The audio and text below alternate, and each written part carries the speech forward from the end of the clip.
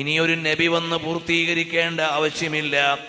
ഏതു മേഖലയിലും എങ്ങനെയൊക്കെ വേണമെന്ന് നിയമമുണ്ട്. ഇന്ന് നമ്മുടെ ചെറുപ്പക്കാരിൽ ഒരുപാട് ആളുകൾ ഓൺലൈൻ ചെയിൻ മാർക്കറ്റുകളിൽ, ബിറ്റ് കോയിനുകളിൽ, ഓൺലൈൻ കോയിനുകളിൽ വീണു പോകുന്നുണ്ട്.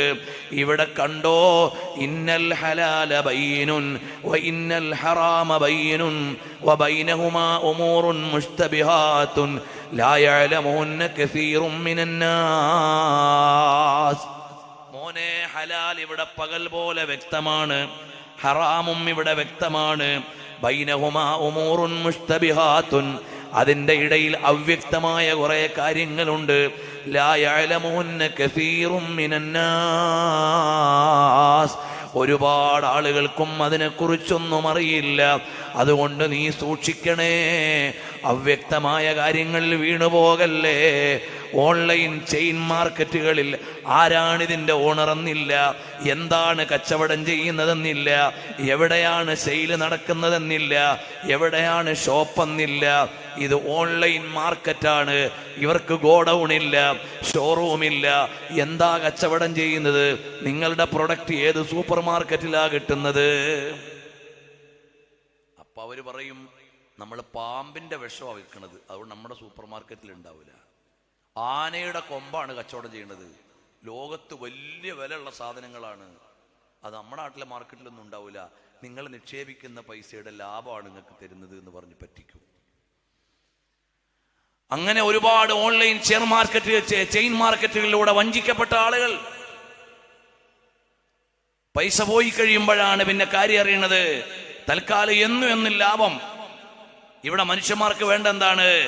അധ്വാനമോ നിക്ഷേപമോ പരിശ്രമമോ ഒന്നും ഇല്ലാതെ വെറുതെ ഇങ്ങനെ പൈസ കിട്ടണമെന്ന് മോഹിക്കുക. അപ്പോൾ എവിടുന്നെങ്കിലും കടവടമൊക്കെ വാങ്ങി പൊന്നൊക്കെ വിറ്റ് കൊണ്ട് കൊടുക്കും. 4 ദിവസം ലാഭം കിട്ടും. 5-ാമത്തെ ദിവസം പിന്നെ കമ്പനിയും ഇല്ല, ഓണറും ഇല്ല, എഗ്രിമെന്റും ഇല്ല, ഒന്നുമില്ല. അങ്ങനെ 100,000 കമ്പനികൾ പൊട്ടിപ്പോയി. എന്നാലും പിന്നെയും വരുന്നു.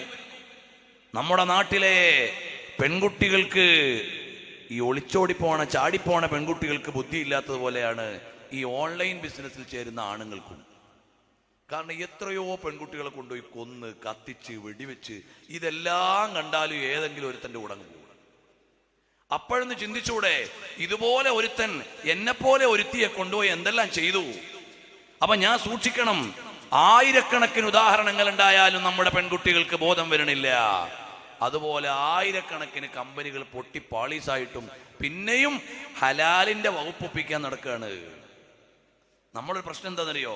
അള്ളാഹു ഹലാലാക്കിയത് കൊണ്ട് തൃപ്തിപ്പെടുകയല്ല, ഞാൻ ഇഷ്ടപ്പെട്ടതിനെ അള്ളാഹ് ഹലാലാക്കി തന്നോളണം. അത് പറയുന്ന ഉസ്താദിന്റെ അടുത്ത് വരെ പോവും. അതാണ് ഇന്നത്തെ ജനങ്ങളുടെ കൺസെപ്റ്റ്. ഇത് ഹലാലാണോ ഹറാമാണോ എന്നൊരാളോട് ചോദിക്കുകയല്ല, ഇത് ഹലാലാക്കി തരുന്ന ഒരു ഉസ്താദിന്റെ അടുത്ത് വരെ പോവുക. അതാണ് ഇന്നത്തെ ഫത്വയുടെ സ്വഭാവം. അത് ഓൺലൈനിലോ അല്ലാതെയോ ഒക്കെ ഒരുപാട് മുഫ്തിമാരുണ്ടാവും, ഫത്വ കൊടുക്കും. അപ്പോൾ ആളുകൾ ഹലാലാണെന്ന് വിചാരിക്കും. അതുകൊണ്ട് അടിസ്ഥാനപരമായി നബി സല്ലല്ലാഹു അലൈഹി വസല്ലമ തങ്ങൾ പഠിപ്പിച്ചു, ഇന്നൽ ഹലാല ബയ്യിനുൻ, ഹലാല് വ്യക്തമാണ്, വൽ ഹറാമ ബയ്യിനുൻ, ഹറാമും വ്യക്തമാണ്. അതിനിടയിൽ അവ്യക്തമായ ചില കാര്യങ്ങളുണ്ട്. ലാ യഅലമുന്ന കസീറും മിനന്നാസ്, ആ അവ്യക്തതയിൽ നിങ്ങൾ വീണു പോകണ്ട. ഇത്രയും പോരെ? അതുകൊണ്ട് നിങ്ങൾക്ക് ബോധ്യപ്പെട്ട കാര്യങ്ങൾ നിങ്ങൾ വന്നാൽ മതി. ചില ആളുകളൊക്കെ പറയും, നിങ്ങൾ 1000 രൂപ ഇതിൽ നിക്ഷേപിച്ചാൽ നിങ്ങൾ ഇതിന്റെ VIP മെമ്പറായി. ആരാണാവോ VIP ആക്കിയത് ഇവരെ?